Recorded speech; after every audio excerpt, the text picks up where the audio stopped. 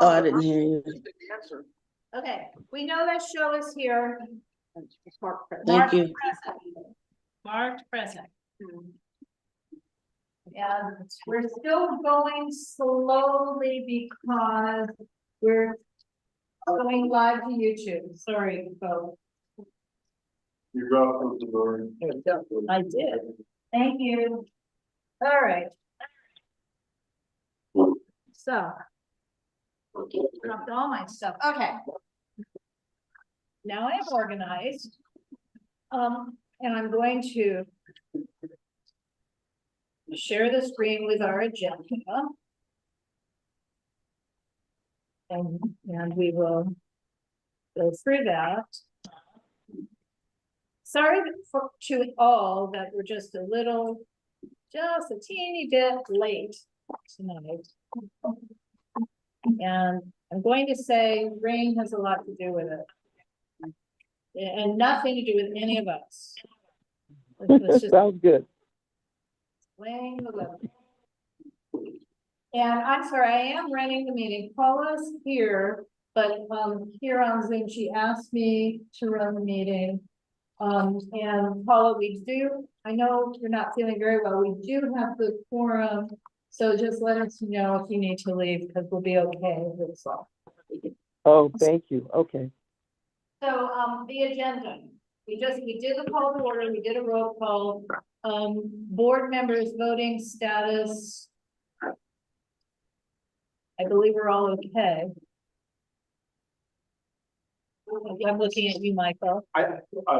No, you're okay. Oh, yes. You have that look on your face. I thought for someone that was in doubt, that's been resolved.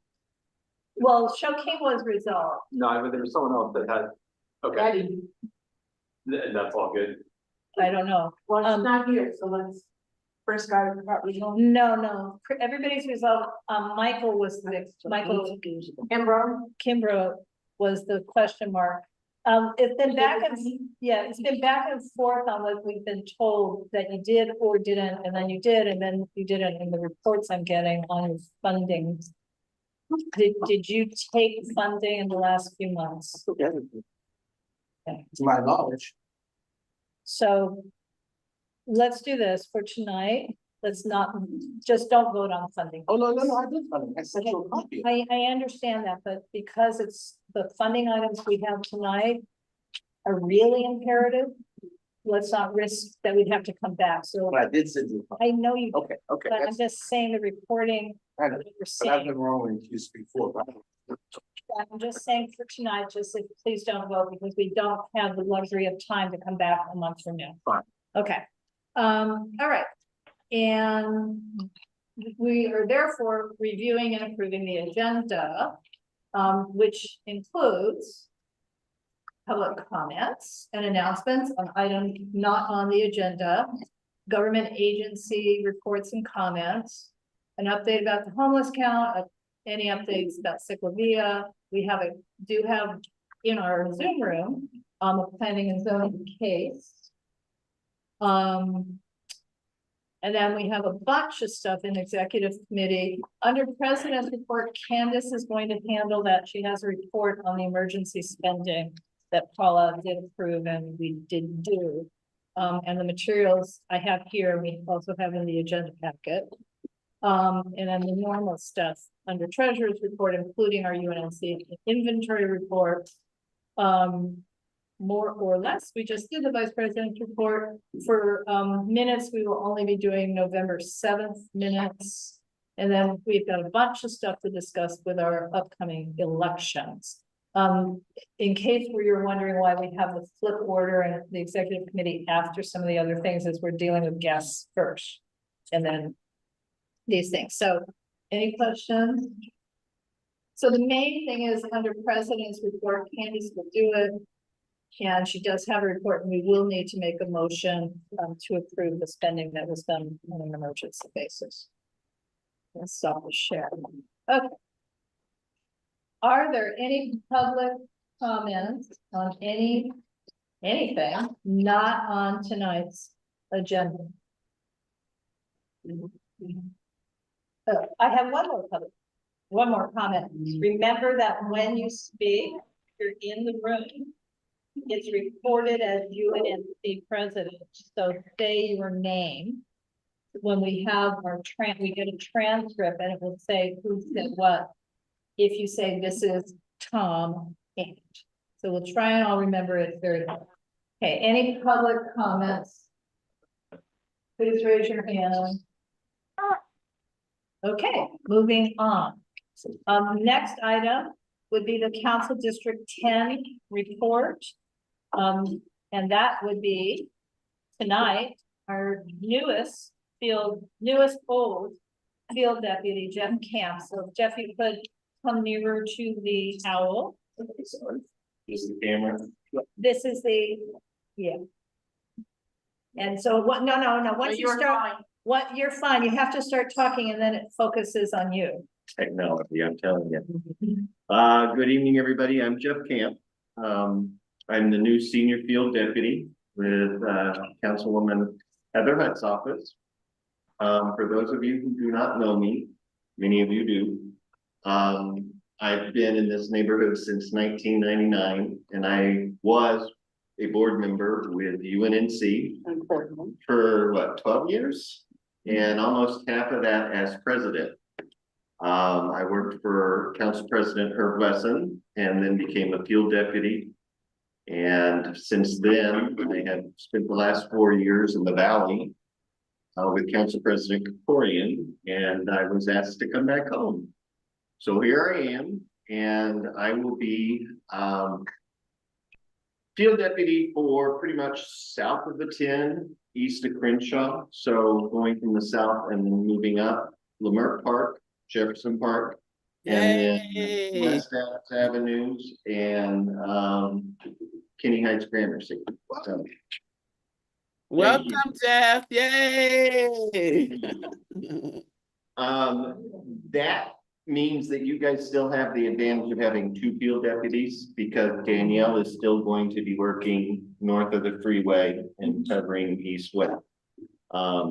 Sometimes neighborhood councils like to only have 1 contact, but in my experience, 2 deputies are always better than 1 because if you can't get me or you can't get Daniel, you can get each one of us and we communicate.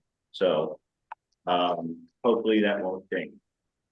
In the meantime, I do have a couple of announcements. I need to give you my contact information. Quite a few of you here have my personal cell, my personal email, and my city email. So I'm going to give you my city email, which is my name, Jeff.camp, like summer camp or boot camp, at lacity.org.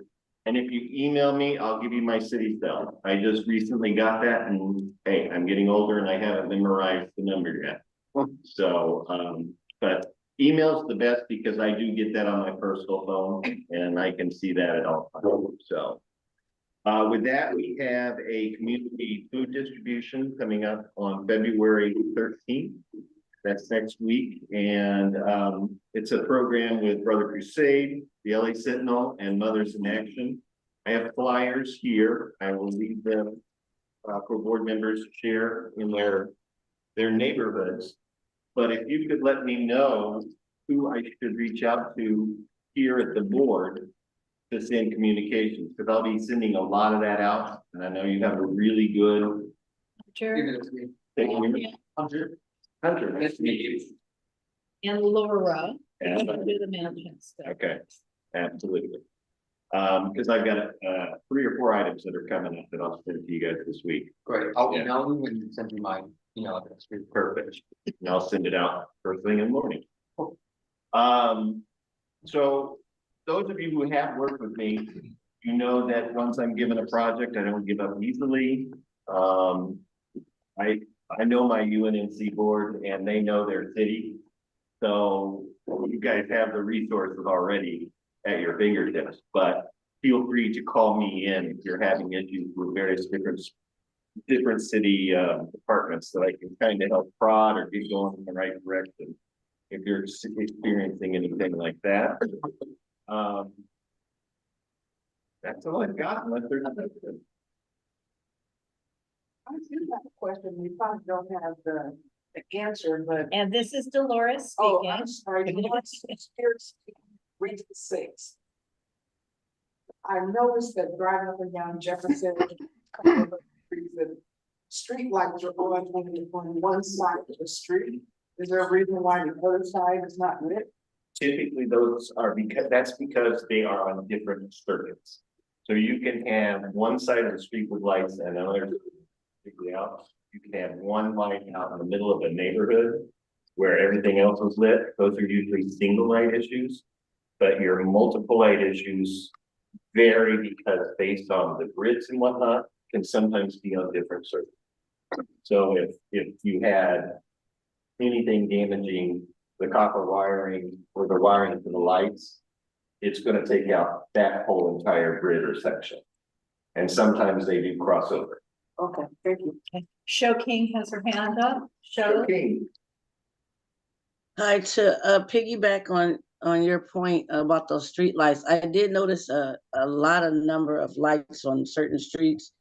It's very dark, like when I'm riding my bike, or that's kind of how I notice it more than driving my car. I was also wondering the same thing. There's a number of streets in the district and in the area where the lights are off on certain streets for sure.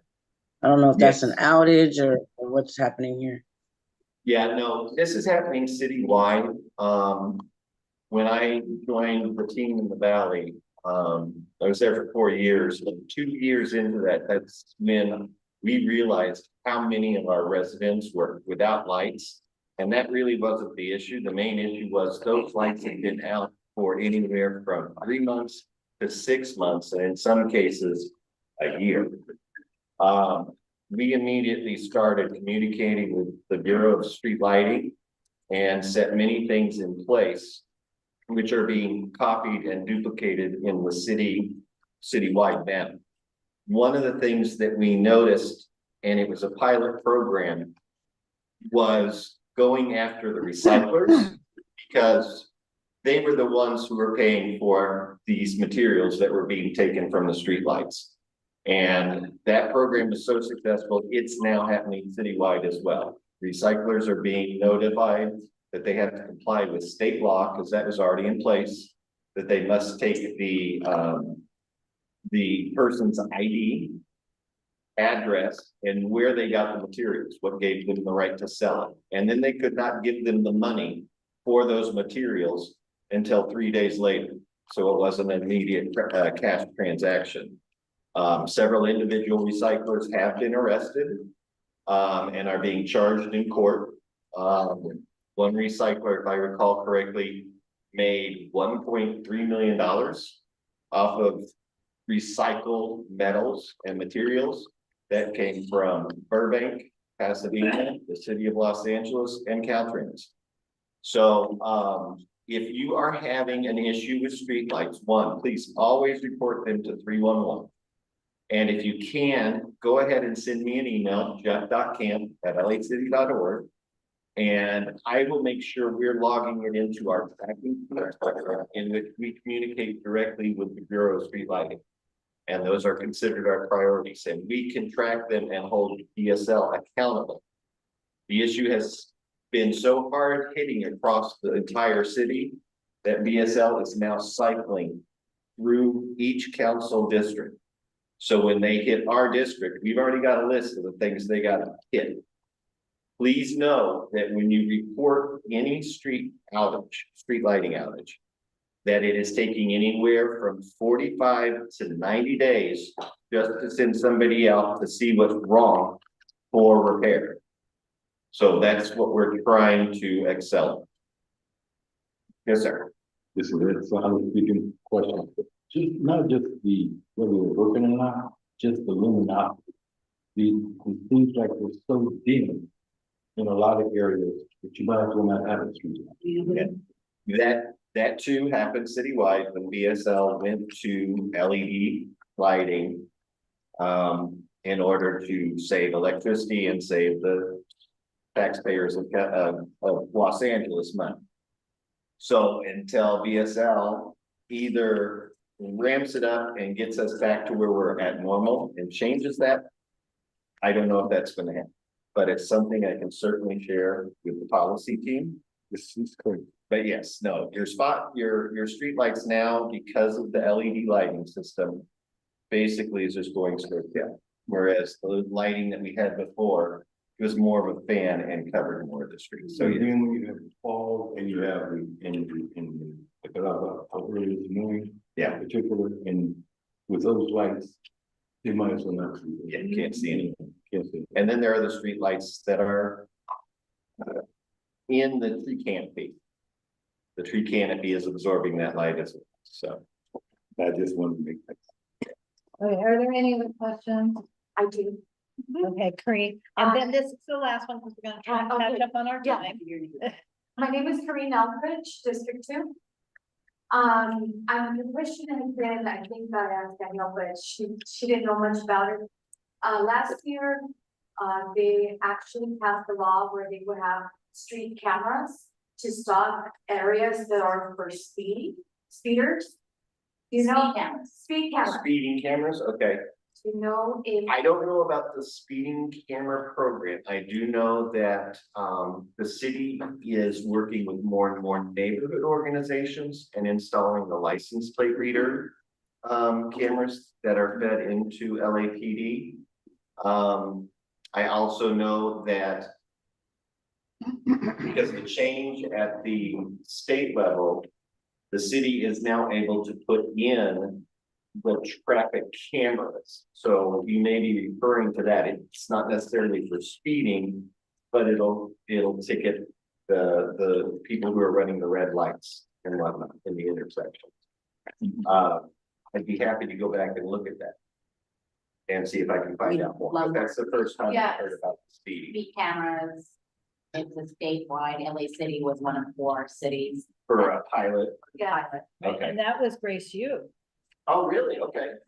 Well, then maybe I need to reach out to you. No, I don't, the law was Grace U. I mean, the Grace U speaking. Grace U speaking, because we have an AI assisted transcript. Okay. Thank you. Get all this stuff. All right. Anything else?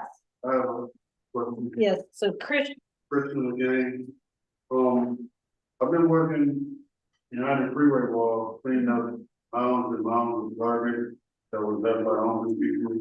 are you looking at me or Jeff? What Go ahead. the question is for CDT.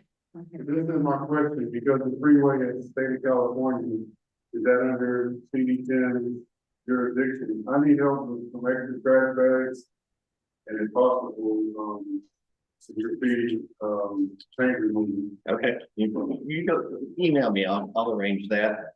But in regards to the 90 freeway, when I, Yeah.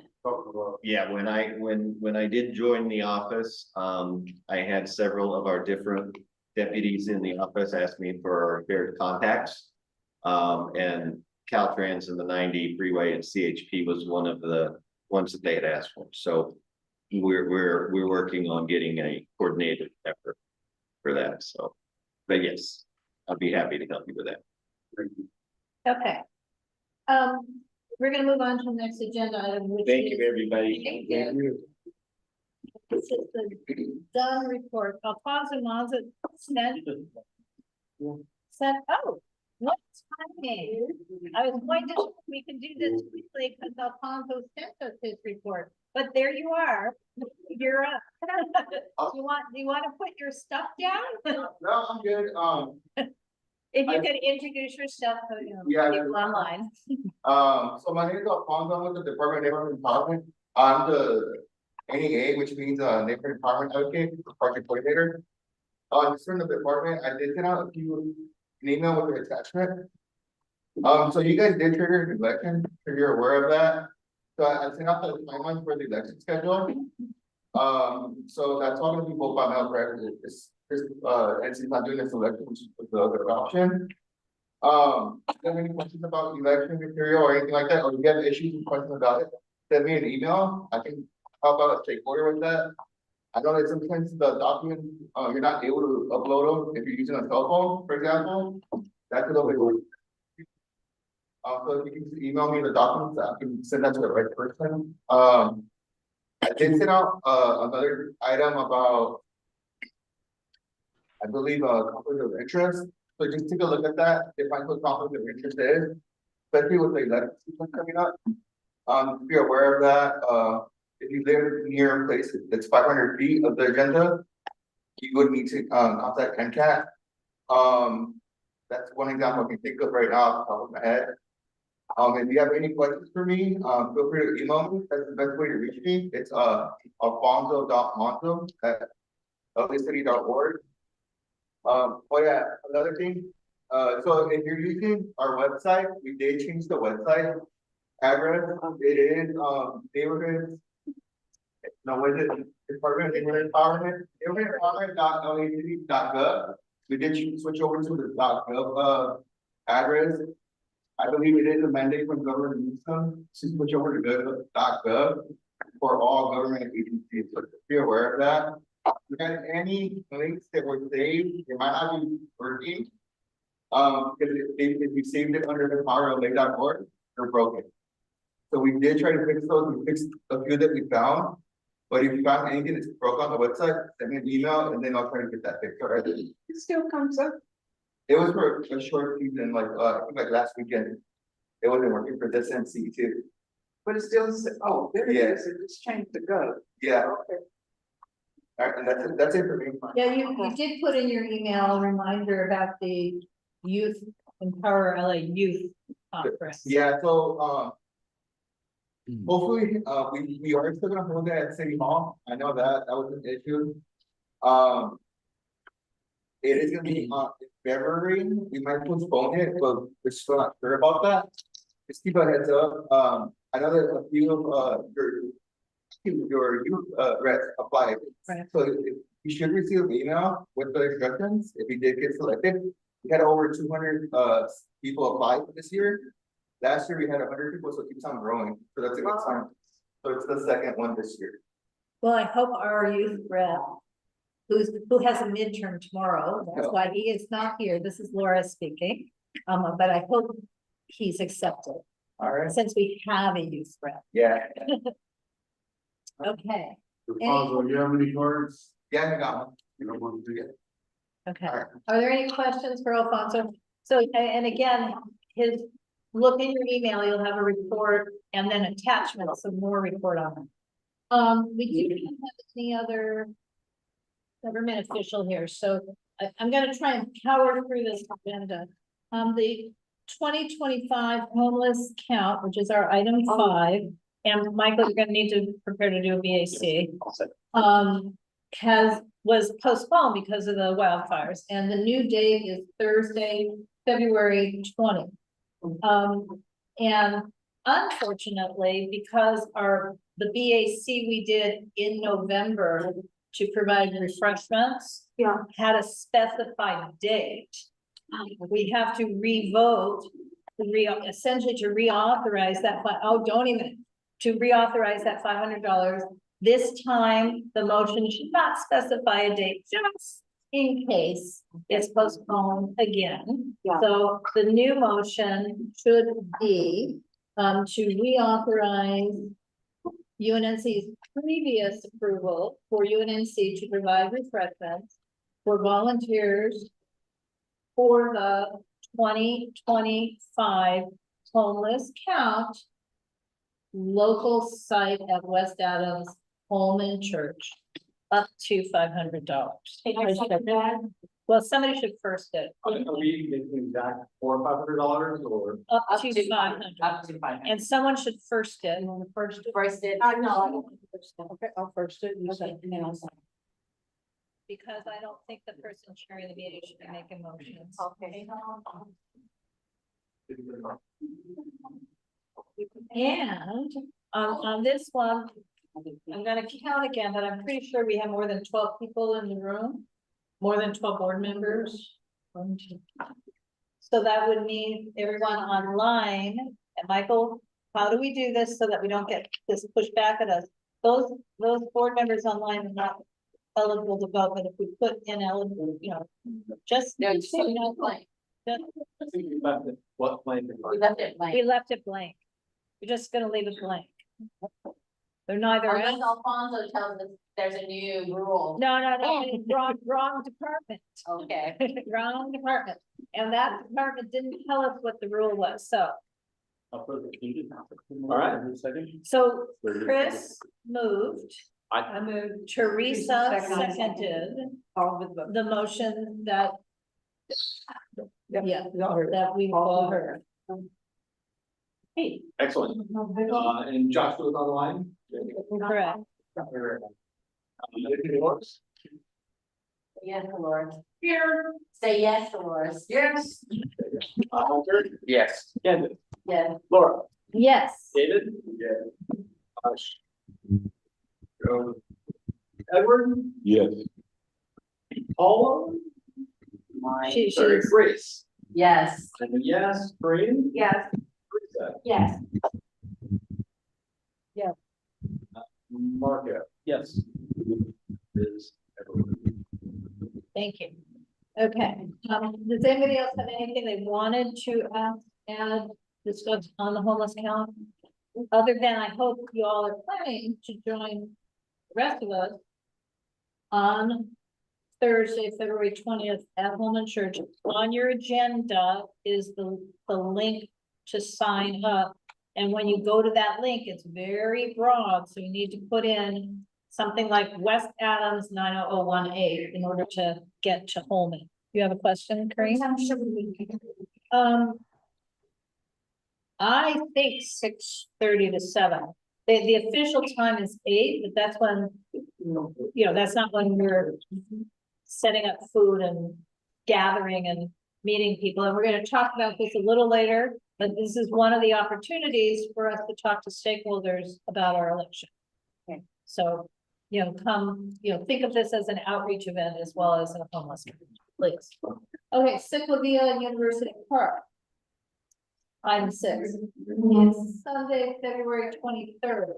UNC will have a booth. We need to table it, you know, set it up at 9. You're gonna have Chris's.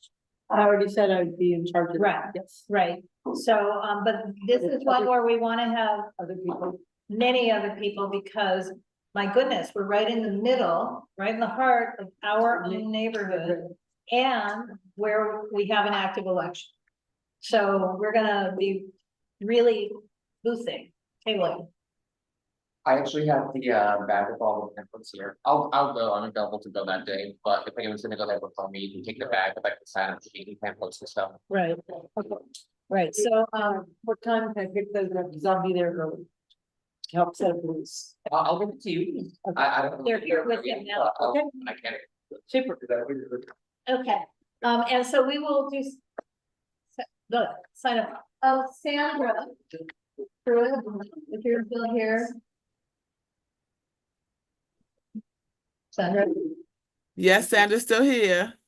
did Ciclavia reach out to see if Friends of the Jefferson Library wanted a booth? Oh, not to my knowledge. I So didn't would- see anything. So would you like to, A booth?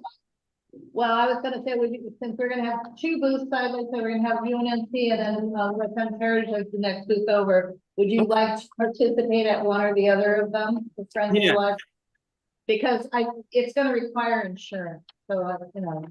Yes. Okay, so we'll follow up with you as well. Thank you. Okay, you're welcome.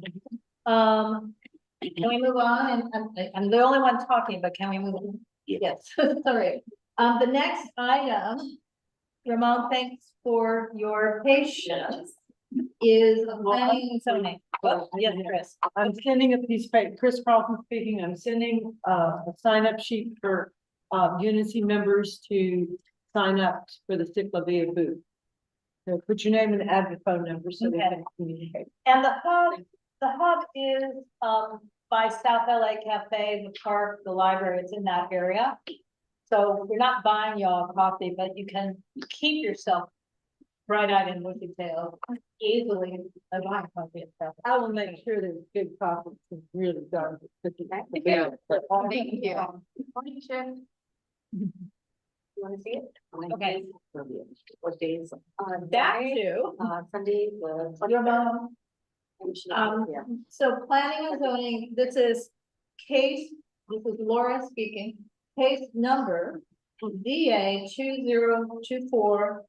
2024-7062. CUB, which stands for conditional use beverage. For a project proposed at 2130 West Jefferson Boulevard at the Hidden History Museum Gallery. And in conjunction with the existing gallery, this is a proposal for a conditional use permit, CUB, for the sale and dispensing of beer and wine for on-site consumption at a bar that's inside, with live entertainment, which we'll explain, no dancing, and containing 16 indoor seats. And the proposal includes an interior renovation. Ramon, do you have a presentation? Or what do I need to do? No, I thought you guys had it like last time. Oh, I have something too. So why don't you, and I need to open it, but what should I be opening? Just the site plan. Okay.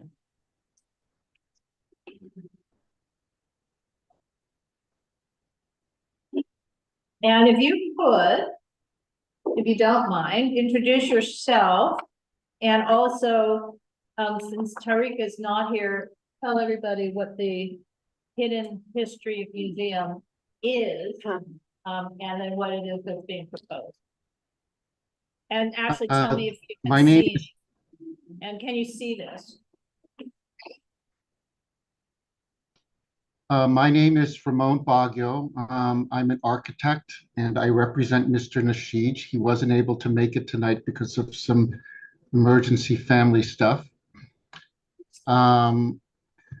This is an existing art gallery / museum called Hidden Histories. It's a nonprofit organization that promotes African American history, and particularly in this part of LA. In the hopes of further promoting his museum and art gallery, he's proposing a beer and wine place to promote any of the events that he's happening. Oh, here comes Tariq. Yeah, he just arrived. Tariq just arrived. Tariq, I was just introducing your idea, so I'll continue. The place will be renovated to include the bar that you're seeing there. The space will remain empty for differing exhibits or artwork. And when we say live entertainment, we're not talking live bands or anything. We're talking about poetry readings, acoustic music. So I just want to make sure it's clear that we are not proposing here a nightclub. He wants to keep the essence of an art gallery as the principal point, and this is the beer and wine is meant to enhance the environment of the museum. We've already been at this for over a year. We approached the PLUM committee, the Planned Land Use Management Committee, first before applying to see if we could get input from the community, because as many of you know, the application for this thing is very expensive. This is a nonprofit organization, so we wanted to be very careful that we got the input of the community even before we submitted the application. We received their input, we got the application, we should be expecting the final zoning administrator public hearing within the next few weeks. And we went to PLUM again about a month ago, right after the fires. And PLUM approved it to go further to the neighborhood council. So here we are, and we are hoping to receive your support for our idea. So let me interject. What we call P&Z is what Ramon is calling PLUM, but he came to the Planning and Zoning Committee twice. Okay, Mhm. thank you. And since Tariq, since you're here, if you want to just introduce yourselves, please. Hi, I'm Tariq Nasheed, and I am the executive director of the Hidden History Museum. And I apologize for being late. I thought the meeting was tomorrow, so I'm so sorry, but I'm here. And pleasure to see everybody here. Okay, so We open it for discussion now? we can open it for discussion, or do we do the motion for discussions first? We don't have to be sticklers. Do you have a? Yeah, we're just gonna do the motion. Oh, fine. Yeah. Well, that's what you want. I think we do the motion first, the motion from P&Z if you want to do it, Teresa. This is Teresa Mason. I am moving that case number ZA -2024 -7062 CUD 2131 West Texas Boulevard. Come before the board and be approved for the existing art gallery that request additional use permit for the sale and dispensing of beer and wine for on-site consumption. And a lot of entertainment for no dancing. Again, these is complete. I love the second. Were you at planning and zoning? Yes. Probably not. So the trick is that someone who's not on the planning. I think I missed her first. She said, you said, what was the first thing you said? To approve it. To approve. You said- For support for this project as it goes through the zoning and the planning and zoning procedures. So they're coming to us asking for another support.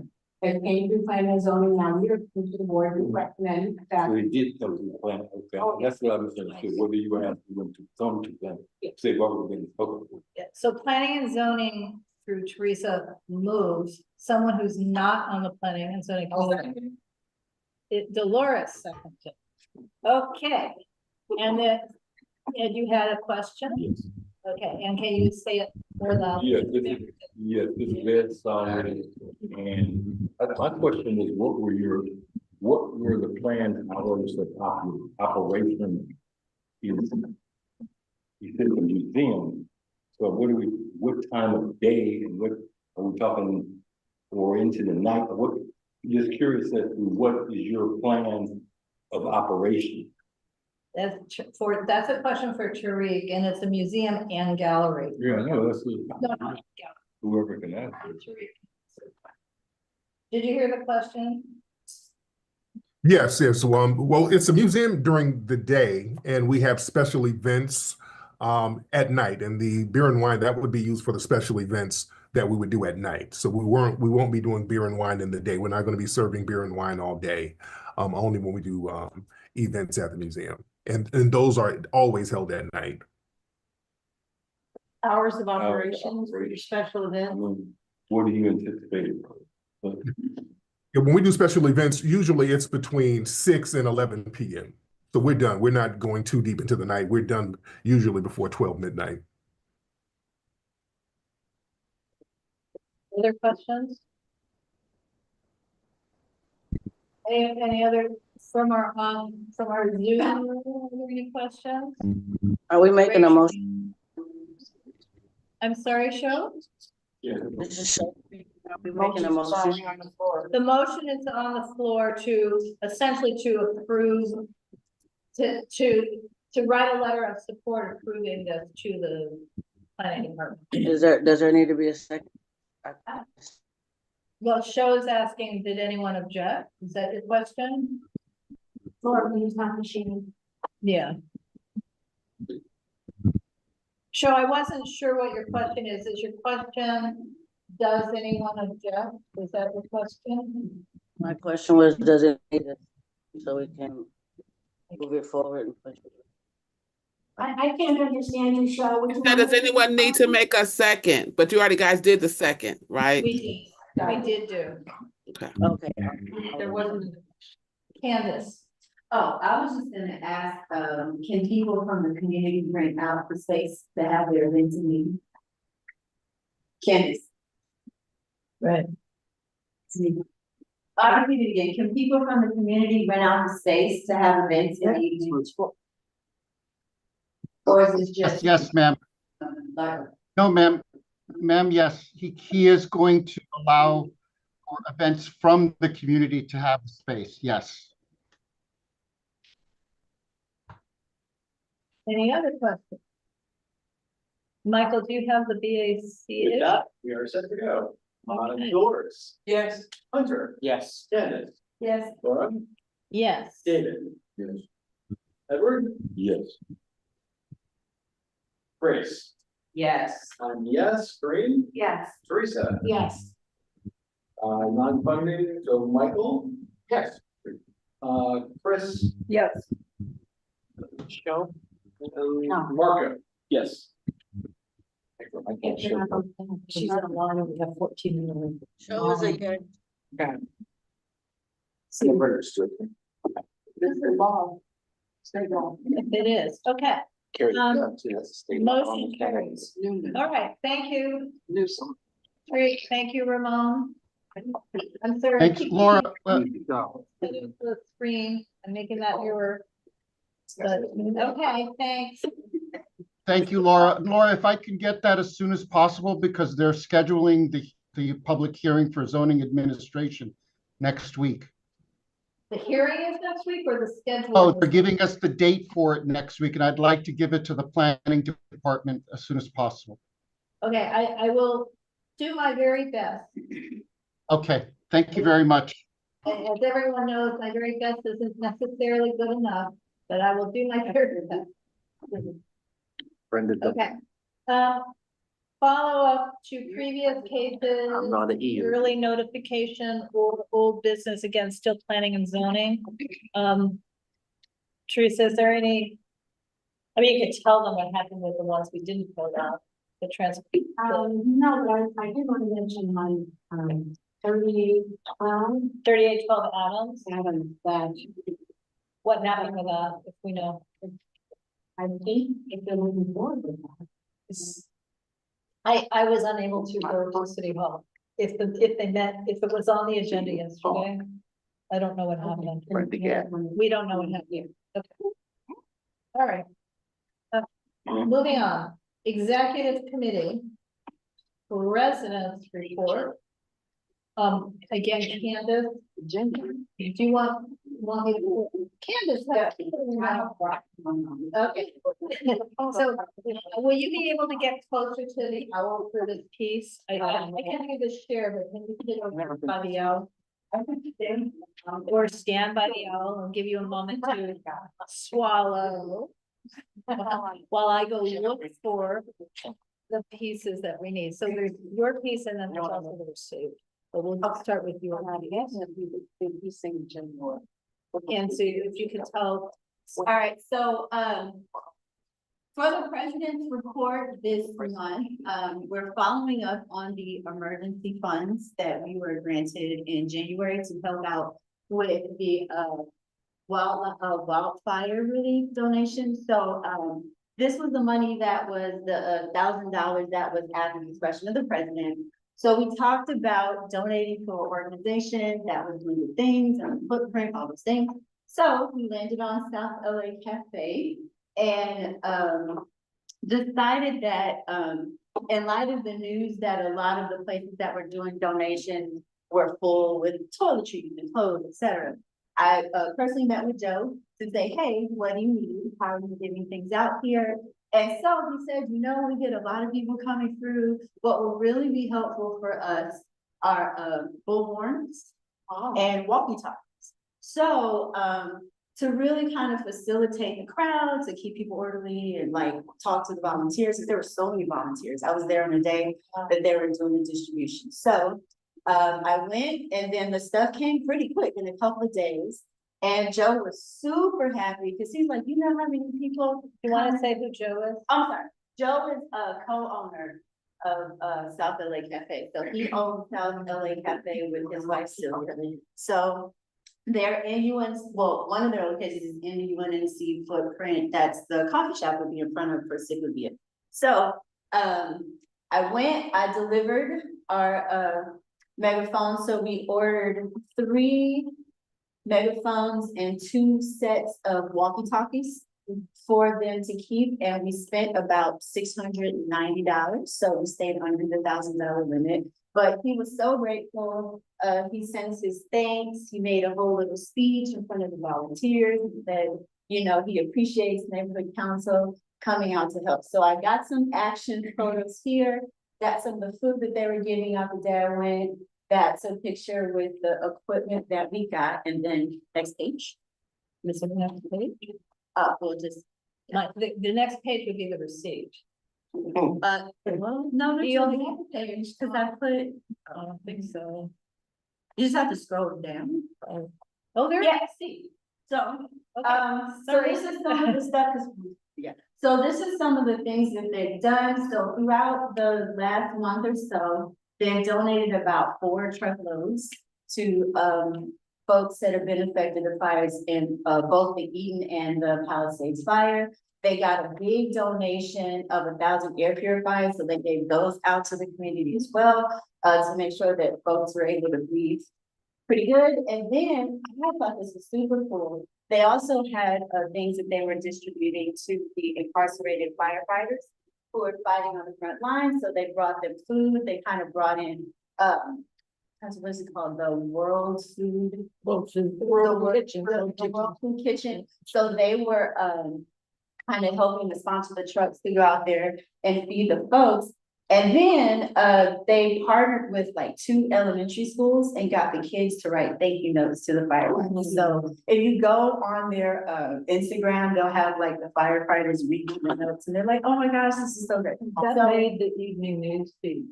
oh, it did. It's on, yeah, the local. Yeah, so So what happened to the socks and t-shirts they needed for the firefighter? they said that they were giving those, they got. They had sufficient amount. Right, so by the time we got there to talk to them, I said, I don't wanna give you more of what you've already received. And the outpouring was so much, like, the first day that I went, I don't know if you've been to South LA, but they have like a whole back parking lot area. And the whole back parking lot area was full of like water and clothes and things and toiletries, like bins and deodorant. I feel like it's deodorant. So anyway, so this is what our initial money went to. And You started to say something, but you were interrupted.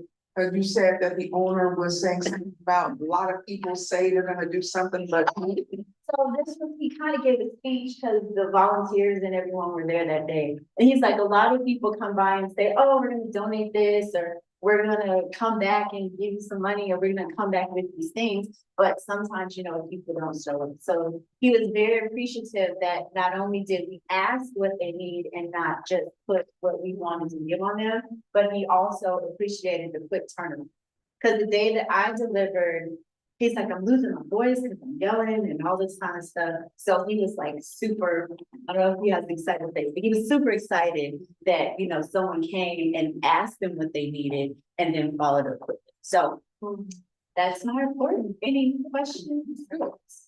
I think this is great. I think it's particularly great you showed initiative and you went about getting all the stuff. But I think I would have liked to have known when you were going to distribute it. So as a board member, I could have attended, wore my t-shirt and also represented the Unnc. Also, I know Dave would say, when we initially talked about the $1,000, he had some ideas about that. And I don't know if he came to executive or not, but I just think if I had known we were going, I think all of us, maybe there may have been some more representation there. It's been nice to you. Okay, I'll keep that in mind. I will say that when we get to my treasurer's report, which is next. So the initial $1,000 was just the first $1,000 at the president's discretion. So that was basically Paula like emailing me like, hey Candace, this is what I think you should do. So it was like me squishing it in between work and going to talk and then coming back home. So for the next round of things that we donate, we can definitely make it more of a community thing. This was just the initial first $1,000 that was at the president's discretion that she said, okay, go give me this. So now what we have to do is make a motion and get this. I have to share I the, think Hunter had a question also. Oh, I was just gonna ask if you can send me those photos to folks. Oh, yeah. So with this, there is more money that we talked about that we can, discuss maybe where we would like to give this or, you know, bring people out to volunteer. That would give more folks the opportunity to be present. Okay, This is just the first. so I'm going to share, this is Laura speaking, going to share the receipt. We use the UNNC credit card. And, there is something miraculous about Amazon.com Prime. Because you can find what you need and they get it to you fast. In fact, they got it to us a day ahead of time. Like on a Saturday night, and Candace had to drop everything to come get it because where it was delivered to didn't want to keep it there even overnight. Let me just say passive voice, but this is the receipt, and what we need to do technically to comply with the rules is do a motion to approve the spending of $690.39 for communications equipment for South LA Cafes Foundation, SLAC Foundation. What agenda item is this? This would be President's report. Okay, eight A. 8A. Can we just say so moved? Well, Candace can make the motion that I just said. I thought you just did. I feel like I'm running the. Oh, okay. So No, the it's not. motion would be to, Hold on a second. Oh. Sorry. Maybe Michael can tell us. I didn't see a motion. I'm here. Yeah, so sorry. There you so the motion would be to approve $690.39. 690, 45, 39. 39. Don't mess that up. Right. Okay, so $690.39 for communications equipment. Stop them living. For South LA Cafe Foundation To help with to help with recovery. wildfire recovery. Yes. That's what the money's. Right. And Alfonso, does that all sound good to you? I second. Motion. Chris So- Carlson second. Chris Carlson, second, and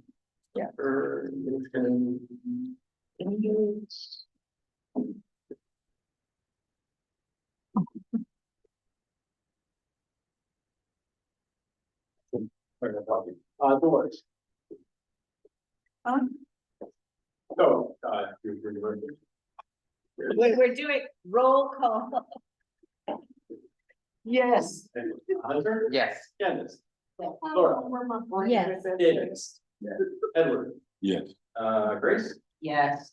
Yes, Brady? Yes. Teresa? Yes. Chris? Yeah. Diane? No, I'm sorry, Marco? Yes. Excellent. What more chicken wings?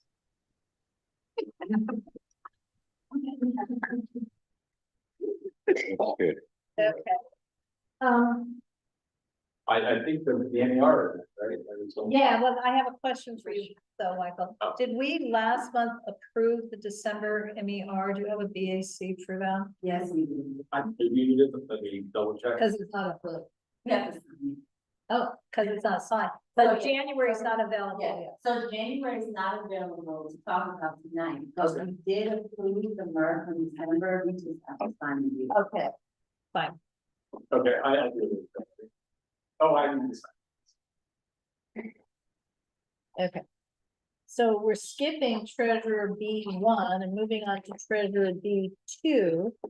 Yes. And Laura has the reimbursement because our credit card was rejected at the Wingstop. So so I'm going to share it online. What happened, Laura? Well, what the Wingstop said is that their computer doesn't like MasterCard. What? I mean, it's always something, isn't it? Just always something. They only want to- So They will take that. So if you don't mind, folks, just don't mind, I need if you can do a reimbursement to me for $78.37, please. Yes, so I mean, $78. $78.30.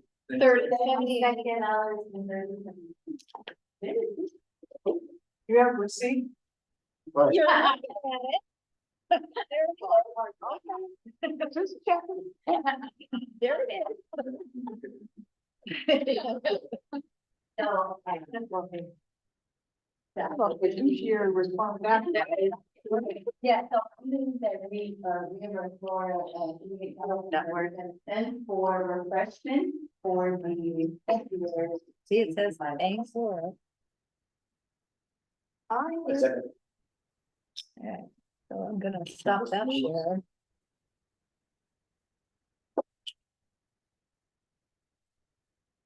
I'll do it second. Marco.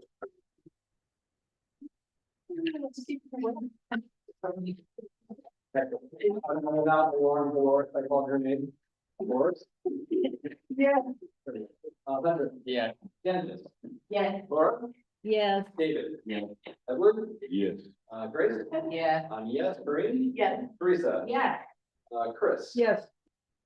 Marco? Yes. Excellent. You forgot where you were, didn't you? Okay. Okay, so the next item is, the UNC inventory. So we are done with inventory. We are. Do we need to vote on this one? Voting. Yeah, so let's shout out to the inventory committee.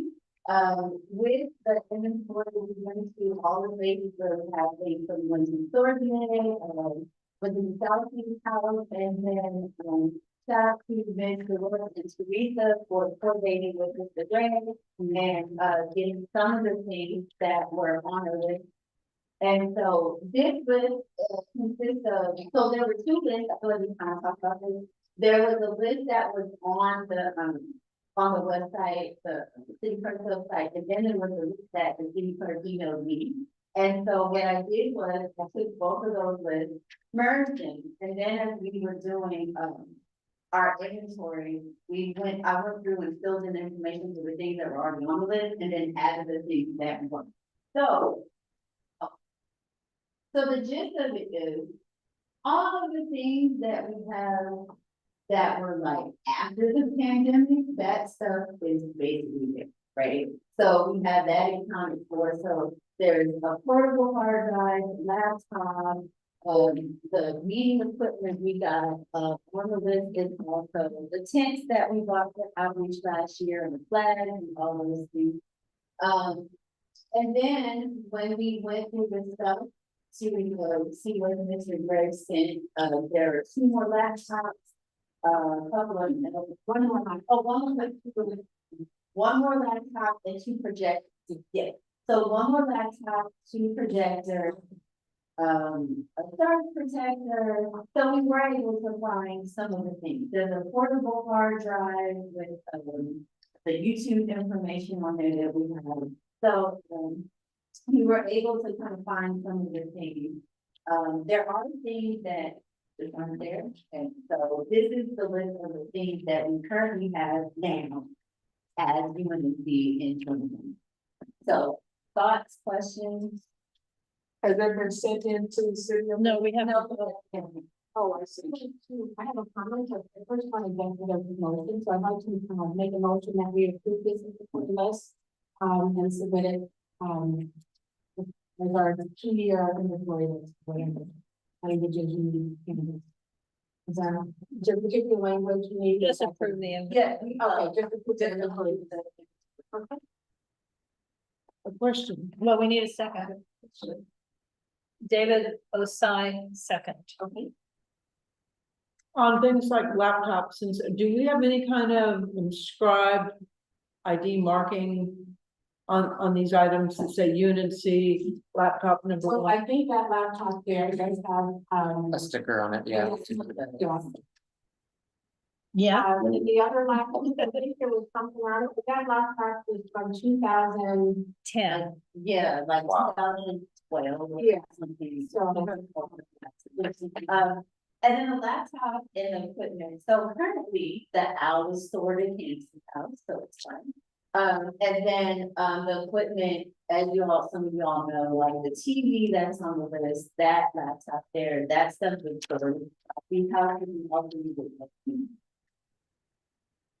Right, and, I have received an email from this Alfonso, right? Was it from you or from Anna, that basically said that whenever we turn in this list, we give them a paragraph about from the long ago, one that was never approved, the missing, that items are missing and we can't. yeah, maybe you should run that more. I'll write, yes, right. I was gonna ask, I guess that's my question. I know that we were expecting to have missing stuff. Is there more stuff missing than we expected, or is it like pretty much normal? No, so the stuff that is missing is older. So 2010, 2012. So I'm not sure why they send us a list of stuff, but when you get the new list, it basically says your responsible stuff that for stuff that's maybe 4 to 5 years.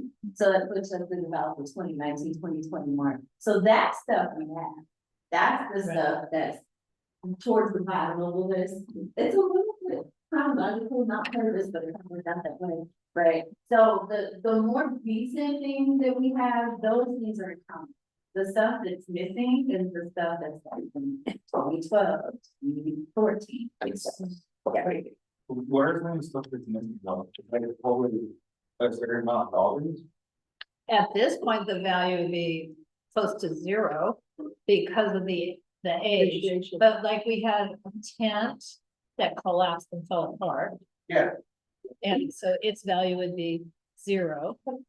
Last time we saw it, Okay, let's forget about the Doesn't matter. temporary. Let's talk about the things that were lost or stolen or whatever at the firehouse. There were electronics. We had a lot of things that were on that list. We understand that they were stolen. We did not file a police report at the time. Those things are gone. And that's why that inventory list remained and pending for so long. Those are the items that, it's pretty wild you guys do, right? Like. no, we had 2 places to store things. One was Council District 10 itself, the field office. We had a closet, big closet where we had stuff. And the other was the firehouse right down the street here, where 20 years ago, we were given an office. They, the nonprofit that was running the senior center there was fired. And a new nonprofit was given a contract. And in the middle of COVID, they broke down the door to see what's going on in this room and threw away what was there. So that was really old stuff. It was pretty old in 2020 or 2021 when they did that. And it's older now in 2025, but it's gone. It's just gone. And Threw away and more confiscated. we just don't know. We don't know what happened. Yeah, it's the spirit. It's gone. And we didn't file a police report. I mean, A, it was middle of COVID. Yeah. And, B, we didn't wanna do. Cause I had another entity where their historic location was the church and it burned down. That's not good. Yeah, it's called the block there. But they submitted a fire report and it's generated off. That was mine, but secret off. Right, but the things that are missing are things that have There were no tablets. value. Tablet boards. Right. There were Right. tablets, 2 tablets. 2 tablets, maybe a camera. I mean, I'm not even sure. It's just the stuff that was on the list. Just make sure that those, they can say that those items were stored there and. Right. Because the stuff that was stored at the council office, we have. It's still very old, but we have it. Okay, so there's a motion on the floor. Yep. And this is agenda item 8B3. Yes. Dolores? Yes. Hunter? Yes. Candace? Yes. Laura? Yes. David? Yes. Edward? Yes. Great. Yes. Yes, Maria? Yes. Teresa? Yes. Michael Kimber? Yes. Chris? Yes. Marco? Yes. Okay, Laura has my hand up, Laura. I'm sorry, Teresa. Yeah, that's, you know what? I can't see your hand because Yeah, no, I know. Michael, Because I have a big head. you have a hand. It wouldn't matter if it's big or small. It's just on that side. Teresa. Thank you. It's Teresa Mason speaking. Dolores and I met with Greg Jackson, who's the former president. There were several items that he was supposed to have that he did not have. And that included some certificates, some frame certificates from our council district, from our state senator, from our assembly member, from, I think there were 9 different frame certificates from Dunn. Rachel Raquel actually presented it to us. And he no longer has those items. And it's very, very upsetting to me because Doris and I, as you know, we did the anniversary, and Doris spent a lot of time contacting all those government officials. And the one from the city has a signature of all of the city council members. It's a really large 2x3 frame thing with the seal. It's beautiful. And I don't know what happened, but I'm just stating for the record that we no longer have those things. We have one in storage right now, and that was from Isaac Ryan, but that was because it came months after the anniversary. So if we ever do get our own space, we will at least have one certificate that we can put in. Dolores. Yeah. I want to say how I felt about this whole thing, because like Teresa said, I worked my butt off contacting all of those legislators to get a recognition for our 20 years of service to our community. We take an oath when we take this seat on the neighborhood council, and we're supposed to turn in all of the equipment and documents or whatever that belongs to UNC in our possession and turn it over when we leave. We don't enforce that. We've had several board members that have left that have had different items in their possession, and it's just lost. And all of those certificates that we got from the legislators, they're just gone because he can't find them. So whenever's lost them permanently, or just can't find them. As far as I'm concerned, they're lost forever because he said we can't find them. He moved from one place to another. So I don't know, he doesn't know what happened to him. He thought he knew, but it turns out he didn't. But we just need to be a little bit more vigilant when we have a board member that has possession of our possessions to get them to turn that stuff over, because this is just not right. It's just not right. And we have a storage facility, so we are paying every month for a storage facility. I don't understand how it's ever, except for the period of a meeting or an event, in somebody's possession, because those things should be. That evening of the anniversary, I collected all of the certificates, and he was president at that time. And so I gave it to him, all the stuff to him, and he was gonna take it home, and then we were gonna put the stuff in storage. And over the period of time that he left the board, I would text him or call him and say, look, when are we gonna get together and meet up and then put the stuff in storage? And he would say, it's safe with me, G, it's safe with me, but book me. He didn't say it like that, but that's basically what it meant. Yeah. And it wasn't safe. It ended up, it wasn't safe. Person McCain, I'm just wondering, what are certificates from legislators? From our US Senator, So we had our 20th anniversary, and they issued a recognition for the work that we've done over the past 20 years. So it's a beautiful certificate with the seal, signed, saying congratulations UNC for the work that you've done over the past 20 years. From our Congress people, from our senators, from the state legislature, the US Congress, and from the City Hall. Yeah. Oh, yeah. Yeah. Stuff. Correct. We can't really replicate it easily. We Right. could probably replicate some with the embarrassing asking for it. Would not go back to anybody and ask. No. Honest with honest, yeah. Well, Chris Crawford speaking, I would at least like to acknowledge the tremendous work that Dolores did to put all that together. And Teresa. I have not done with my sentence. How many years? And Teresa, who helped spearhead the whole celebration of the 25th year.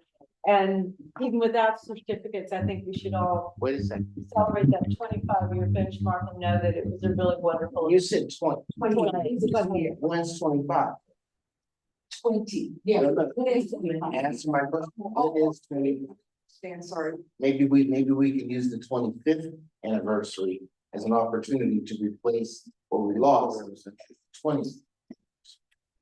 Dolores will leave all the number of contacts. I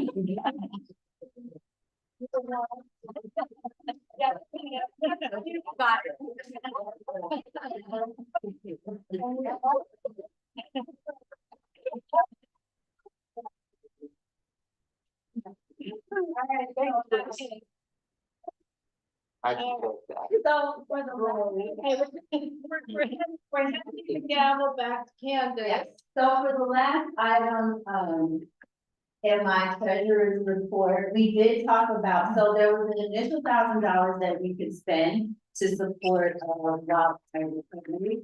And as the executive board committee, we talked about possibly spending more than that if we felt like we wanted to give more, and help support because we know that folks are gonna be working on a lot of different types of things now that the fires are actually contained. Folks still need help in their way. So, as the committee came together, we, talked about different options and we talked about approving up to $3,000 to donate towards fire recovery. With the 690.37. So the initial $1,000 plus another 2, so that's 3 altogether. So, we didn't quite come up with what exactly to do with that money. We just want to approve the amount so that, if we come up with an idea of something where we might want to donate or purchase things for folks that help, folks that were affected by the fire, we have things to do. Anyone else from the executive committee want to? Yeah. Well, it'd be a budget adjustment. Well, that's what I was gonna ask. Would it require a different administrative adjustment? It's out of outreach. It's coming out of that.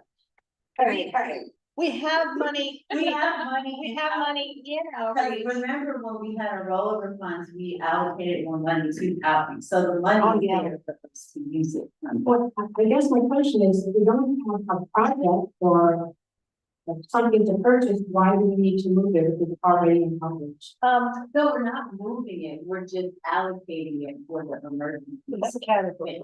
And it's so we have a path forward. If someone were to come up with a thing to spend it on, I can put it on executive committee. You can have the specific spending item. If it's something that people vote on there and we bring it back to the board next month.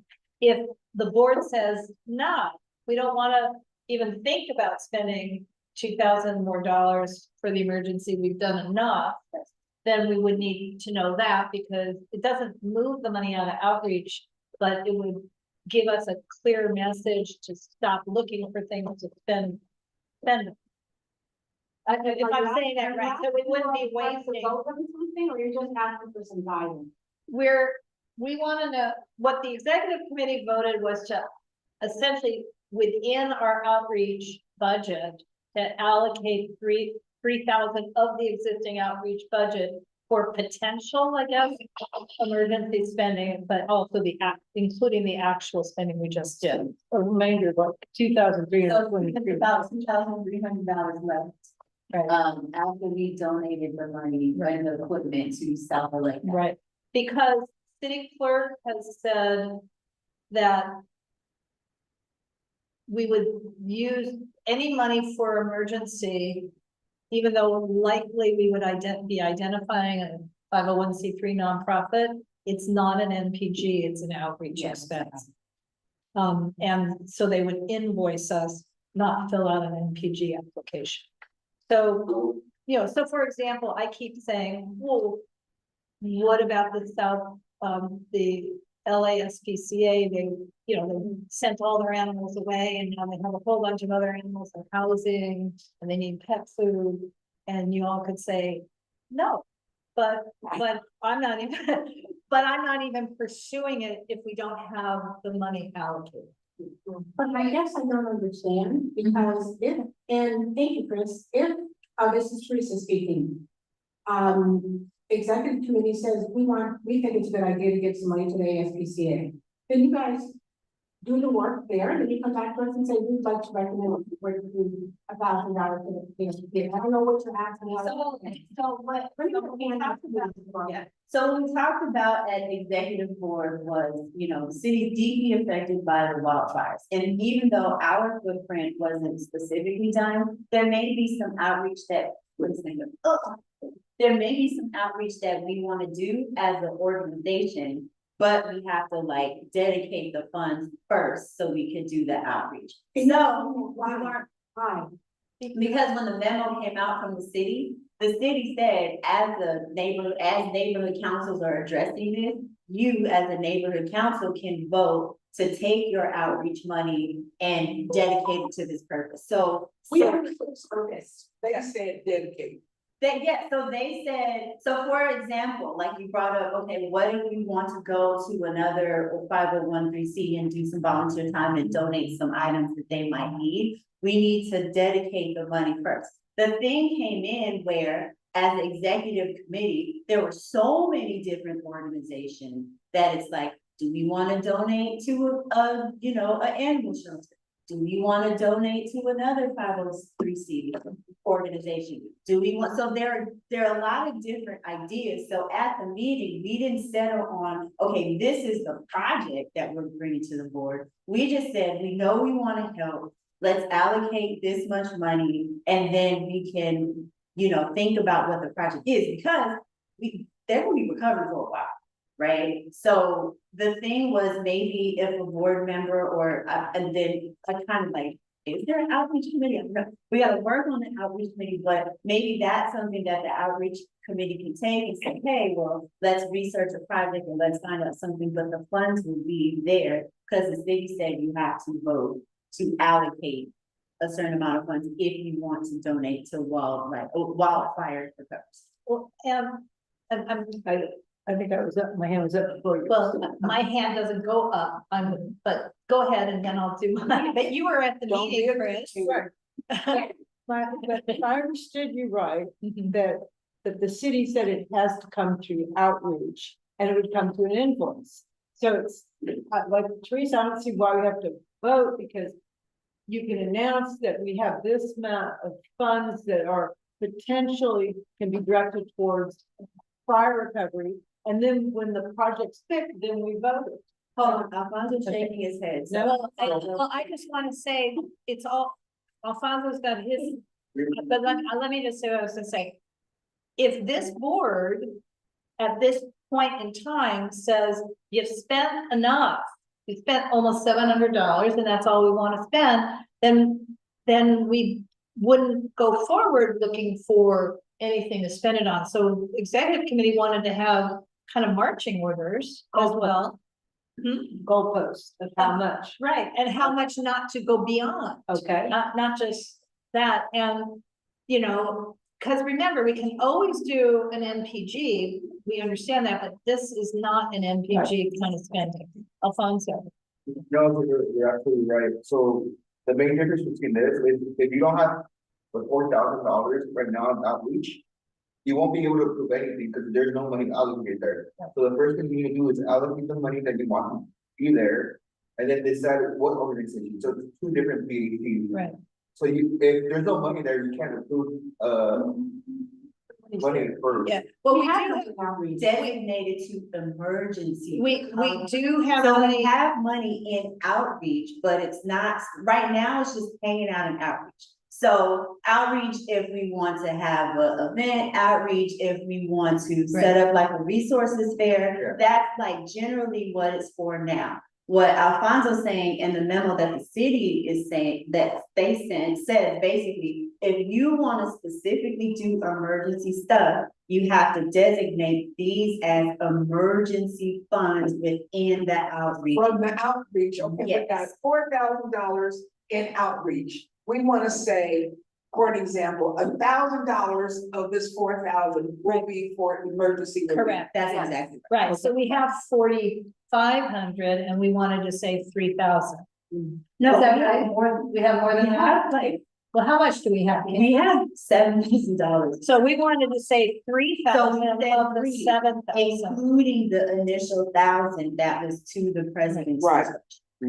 So that's, You need a motion to that effect. So yeah, so we have to set aside emergency. we money. have, the executive committee makes that motion. Okay. Right, so I move that we spend up to $3,000 in emergency recovery. We designate. We designate up to $3,000 for emergency recovery funds Out of our outreach. out of our outreach fund to help with efforts to recover from the other law. And we need a Yes. second. I have a question. We can't do a question. Second. Chris, second. For discussion. Are we limited to LA City or LA County, or is there a difference? Well, we're limited to making support monies. No. So the way that the memo is worded, like whatever you donate has to support recovering Right. from the wildfire. So whether it's in the Palisades or whether we do our money towards efforts in Altadena or some of the other areas that were affected, it just has to go to wildfire. But it can go, it doesn't, you know, we've been looking hyper local just because it felt right, but the memo said you can do it to the Red Cross. Yeah. You know, you can do it to the firefighters. Okay, Show's got her hand up, David has his hand up, we'll do David then Show. Just real quick, my question is, so understanding the emergency designation, does that mean that, like, for example, anyone who has an idea that they want to submit, you know, that they can bring to the group? Does it one have to be directly to a nonprofit organization? Yes. Okay, so for example, one of the groups I worked with was like a high school we looked at, you know, a lot of the young women were asking for like, you know, some lip gloss, little things that they just don't have. Does it one have to be from an established organization, then maybe working with us to donate those items? And that's the first question, you said yes on. And the second part is, with that emergency designation, does it specifically have to be like, let's say, food items, clothes, where there's certain things? Okay. So what we did for South LA Cafe was covered because part of the list says you can buy one of the. So when we do our outreach efforts, there are certain things that we have to stick within the guidelines for. I feel like in your example, yeah, right, so like say if the kids at the high school that was burned down and they were affected by the fire, if they needed like. Or But there might be little. well, yeah, so that could come into. But it would have to go to the PTA or I mean, it can't go to the. Yeah. Yeah. Okay. Because we're not the direct distributors, but it would have to be in order to help them facilitate with their. Thank you. But it might be for counseling. Not necessarily being. Who had the other coach? Show. Okay. So my question was, is that $3,000 the cap or the limitation to any of the emergency funds? And is it also to, and I'm sure someone alluded to the question before me about who it can go to officially and what for, like similarly to the South LA Cafe doing air purifiers. If there's a group of community members that live in our area, if they want to get together and do that, are they able to do something like that? Or is it restricted to official organizations and or, you know, people that are in the community doing work, because I think official organizations, yes. So, the first part of the question, I feel like, let me repeat it so I can see if I heard you. You said, is the cap $3,000? yes. Okay, that is the recommended cap, because that would still have us, that would still leave money for us to do other outreach events if we so choose. So if the committee recommends that amount, because if we still wanna have, say, like a resource, that was good, yeah, or like some other type of outreach event, that would still leave us some funds to be able to do that while also helping out the wildfires. Now, if we said that we wanted to do all of it, like that's a board choice. But the exec committee recommends that amount because that keeps us in a space where we can do other stuff and also help out with wildfires. Okay, I'm exercising a chair now. It's 8:34. We've got a lot of other Sorry. items to Sorry. vote Okay. on. So I do want to point out, 3,000 is what the executive proposed. A month from now, we can do another 2,000 if you wanted. But we're not prevented from adjusting our budget, but what we do need to do is move on because we have very time sensitive things and we have to be out of here. Okay, so the last, huh? You need to go on this next month? No. We don't use it and we move it back. Oh, yeah. So, for example, like right now, because we spent roughly $700, we have about 2,300. If we decide on another project and say that project only costs $1,000, we're like, you know, we feel like we've done good, we help, Candace, then the rest be done. Huh? We have to. That's what, but I'm just, yeah. So anyway, yes, the money can then go back to the general outreach pot, so it'll be fine. So with that, I guess we go. Right, because I mean, you should all be aware that we have, after tonight, we can vote again on March 6th. We can vote again April, and we are done spending the May board meeting on anything that requires a change. So we have to identify projects, identify NPGs, but in March and April, and then we're done. Because May is the last time we can vote anyway. So don't worry about this total, because we're gonna keep fine tuning it. That's what the main part of executive has been doing for the next couple of months. So I can't call a question. Someone else call. Okay, Thank you. Oh, yeah, we already have. a motion. Yeah, okay, so. Doris. Yes. Hunter. Yes. Candace. Yes. Laura. Yes. Davis. Yeah. Evan. Yeah. Grace. Yes. Yes, Kareem. Yes. Teresa. Chris. Yes. Marco. Yes. Okay. Vice President's report. Aside from the one training item that we already discussed earlier tonight, board member attendance has been pretty good. Diana has missed an awful lot of meetings. She does have an excuse. She's out of town. It's work. And then Betty is ill, so I don't know. Has anybody followed up with Betty? I have not. Find out how she's even doing health-wise. Yeah, I mean, you had said last month you were gonna call her. Yeah, We all, no, I'm not trying, I'm just not, it's not a pointing fingers. Did you call her? Were you able to reach her? We don't know what's happening with Betty. So, so I'm moving on to Marco and the minutes. So we have November minute. These are approved without a BAC, right? I'm saying, so what, who? No BAC. No BAC for minutes. But I have December, minutes too, but I didn't get them. Well, but yeah, between his schedule and mine, I was off the computer before then. Sorry. So can everybody see them? Okay. All right, so, call to order, I'm not sure what time it was, on the recording didn't say it. But we call to order, took roll call, not approve the agenda. We reviewed it, didn't have any further comments, had done report and no CD10 report.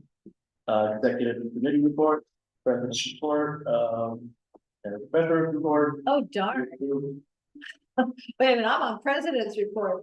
Teresa, a bunch of us were supposed to be reviewing the standing rules. We haven't done that. I know. Yeah, that was, Oh, well. for December. And then, yeah, we approved a few things, the MERS, the September and the October MERS, in November. Yeah, the inventory report of volunteers, and then for reimbursement, we reimbursed Candace, we reimbursed Michael. And then vice president's report, we have secretary's report, approved minutes for October. And then, Leave me alone. we have a few, announcements from the elections committee. Yeah, 2 funding requests. Were approved. Unnc, we have planning, zoning, approved. And then committee reports. We had a communication report. Old business, talked about the home, fair planning, and we adjourned at 8:47 p.m. Okay, so I do want to say, Hunter will run the meeting just that one time. He's not gonna run the homeless committee. Yes. meeting for- Just once. Okay. So do I have a motion to approve the minutes? I make a motion to approve the minutes. I'll second. Can I say something real quick? My name Show is, King, yes, Show King. my name is misspelled. I just wanted to correct my name. It's 2 names, Show, S-H-O, last name. Got it. One name or one word, thank you. So there's approve the minutes as corrected? Yeah, that would be amended. Yes, Yeah, that's. okay. So all in favor, this is not a VAC, you can just raise your hand. And now we're moving on. Well, I just, Yes. I want to abstain, only because I did not read it thoroughly, and I don't want to. What's Make the motion, letting everybody know I'm abstaining. Okay. So I'm sorry, because we're at elections committee updates. Further funding. Sorry, I have two things. Before, there's like not try to avoid talking at the same time, because it's really hard to understand. I was like, had troubles understanding, going over the recording of the meeting. It was really hard to understand, and a few times, and there's some things on December, I wasn't here for December, but I still wrote the minutes. And it was hard to hear who moved and who seconded a few times. Just, that's a request, please. I think some of the things should be prioritized on the VAC as well.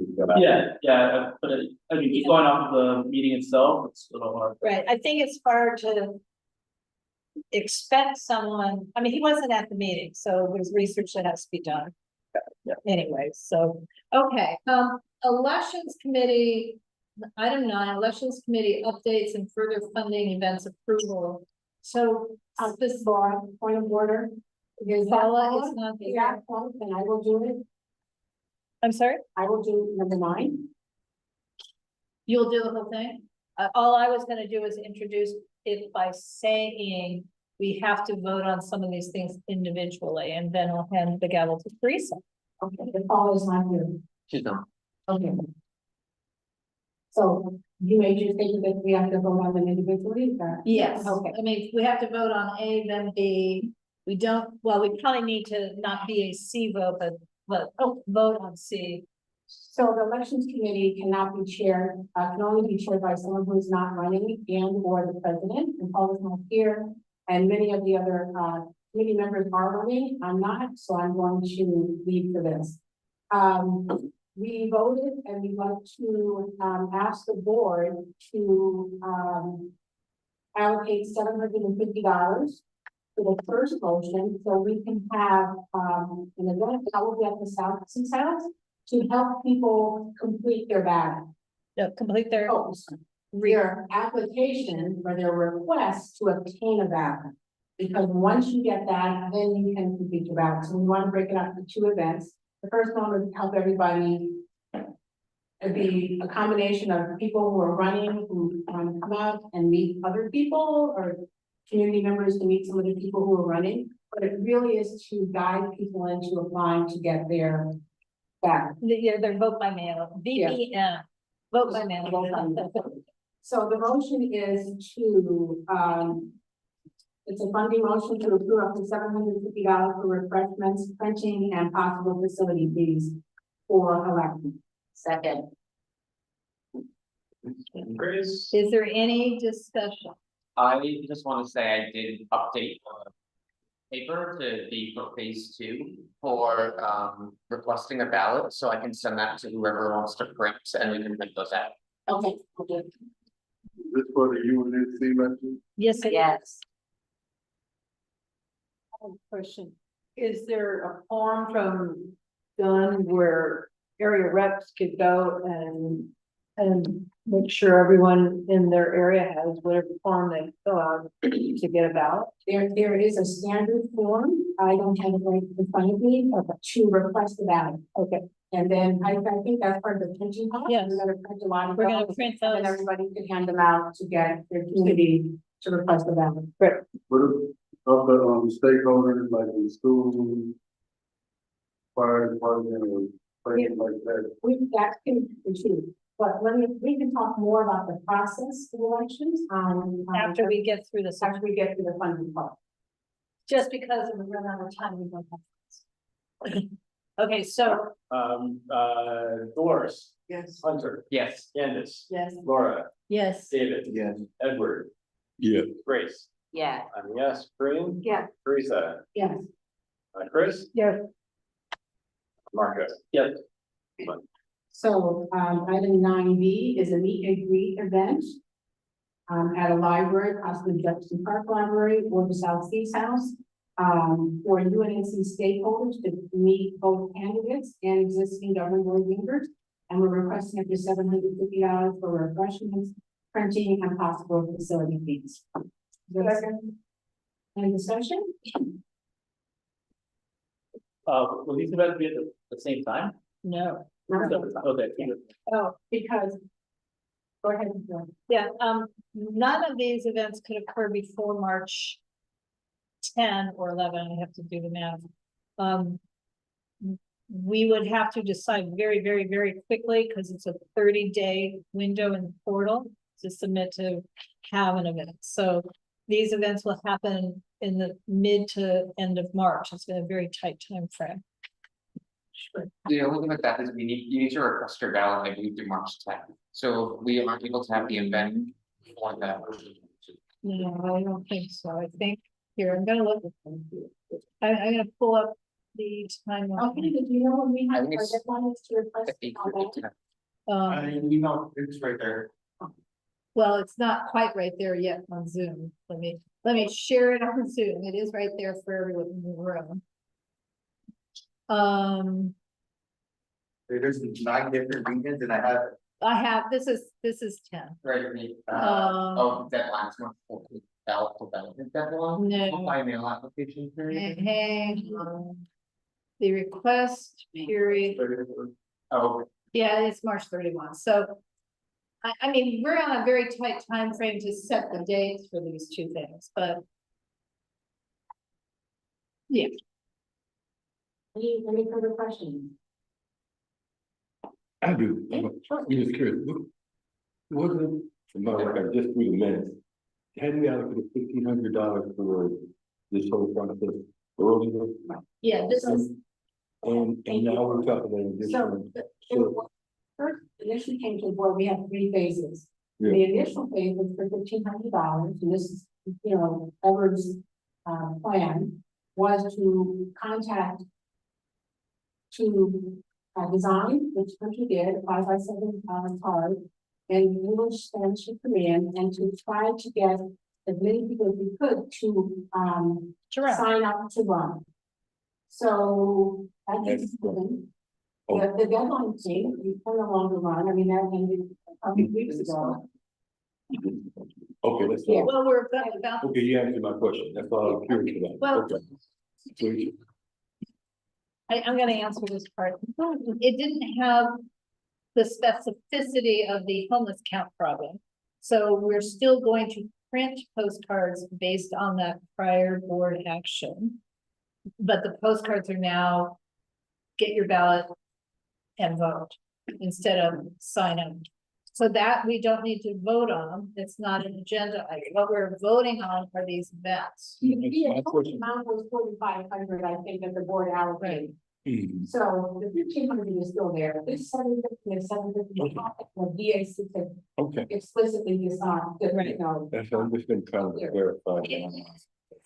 Still the democracy Yeah. of the city and the city thing. So Mhm. So first you allocate, you saw this a couple minutes ago, first you allocate an amount. Sorry, that's fun. At eight, I got it. You can move on. 8:50 p.m. I know, Yeah, I'll say I got it. You can move on. Yes. Candace, Laura, yes, David. Yes. Edward, Yes. Grace. Yes. And yes, Kareem. Yes. Teresa. Yes. Chris. yes, Marco. Yes. Okay, so 9C is a candidate forum via Zoom. We're trying to find opportunities to have the candidates who are running to come out to meet the community, to encourage them to submit, to request a ballot, to talk to people, to vote for them. But we also thought that having a candidate forum via Zoom would be a good idea. 4 years ago, we did it on Zoom, so it does work, it's effective, so we'd also like to do that, that's just an FYI. unless anyone has an Oh, yeah. objection. No. Okay, and Laura, do you want to go over the timetable? Well, there's two timelines. I put generic election, discuss election timeline. So that's up on the board, but the timeline for us, the real deal timeline is based on the calendar for the month of March. And it's really tight. So basically the portal for turning in events requests requires that we turn it in 30 days in advance or more. And it won't accept a request for an event because it's not a human at 29 days or fewer. So February only has 28 days. So if we set our date, at least the first date, we should set all of our dates now, the soonest we could have something would be March 10, meaning that is us getting our act together real fast and turning in a request tomorrow or the next day. So the 10th happens to be a Monday. So on a practical basis, these two things that we just voted on, the gathering and the other gathering, right? The two gatherings, the soonest we could do it is March 15 for the ballot application. That's a Saturday or Sunday, the 16th. I think that'd be hard to get into a facility. So it's probably March 15. And then the meet and greet could probably could stretch into April, but I'm just saying. So we have the 22nd of March, the 15th of March, the 22nd of March, the 29th of March. These are all Saturdays. Or the 5th of April, and that's really, really, really late since the deadline for mailing in your ballot is the 8th. So to do a meet and greet 3 days before that doesn't seem to make sense. So we're not deciding that now, you're just. well, we're gonna have to, I think, I decide. don't think we have to decide now. Do we have a 30-day notice for just the Zoom one? For the Zoom? I don't think so, do we? Also, I mean, during the depths of COVID, they considered a Zoom candidates forum an event, but at this point, right. Right, so I think, no, we don't need to set the date, nor do we need to do it on a weekend necessarily. Okay, so can we maybe, We need since we to don't set, have to do 30 days for that, maybe we plan on doing that one first within the next month, so that way, like, you can do. no, we need the ballot.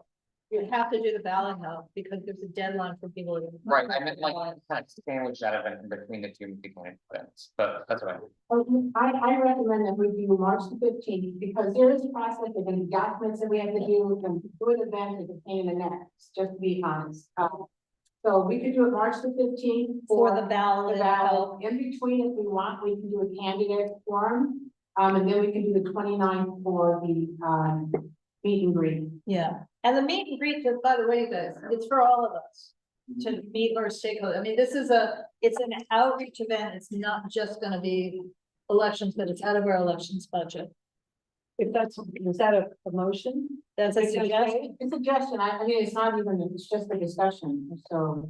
You know, it'd be really good if we agree to a date now, because otherwise the election committee has to. It sounds like a good trend. And Hunter has somebody on the elections, David, elections committee, how are those days for you guys? Yeah, they should be fine from your goal. So- And just so you know, Teresa, I already discussed with Astrid. Getting in on a Saturday to South Sea's house, even during the working hours.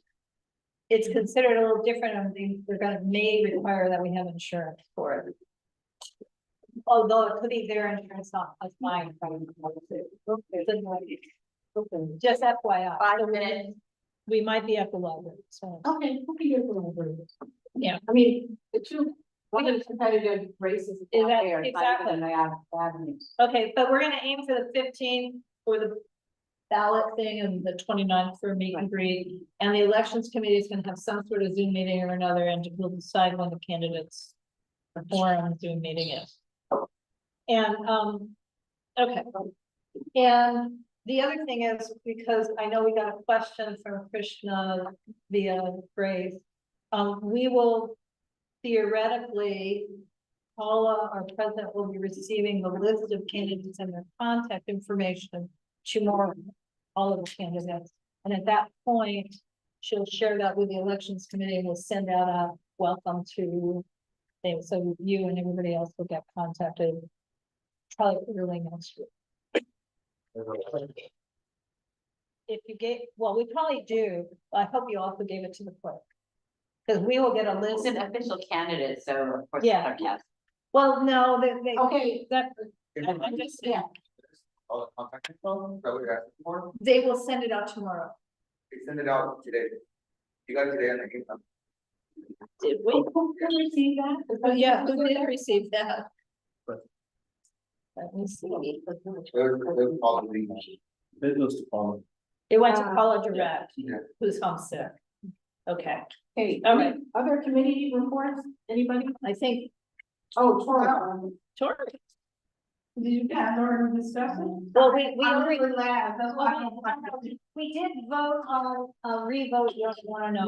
About For the the food. we reallocated the money with the state, but wanna talk to us about the whole account? Okay, There you go. I would like to invite every one of you to come and participate. It's right here in Holden and Adams and Fort Avenue.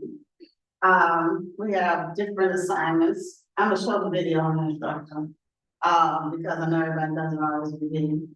And that's been the experience in the past, but we always end up with a couple of hundred people, more or less. You have the driver. I don't send anybody out without at least 3 people in the car. And so sometimes people get equipped with people they don't know, but they always have a great time. We do the subway and we always have chili in the pants. And so we plan on having the chili again this year as well.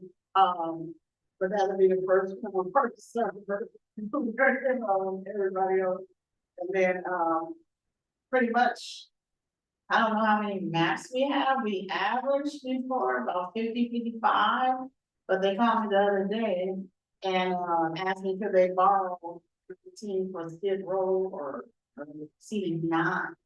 And so we'll see. They usually borrow people from me, but it depends on how far along we are as far as finishing. We always finish 100% of the maps. And these are maps that are allocated to us from the city, from law. So, Tori, one question that came up earlier, this is Laura speaking, mhm. was what time do you want us to gather? I said 6:30. In the morning? No.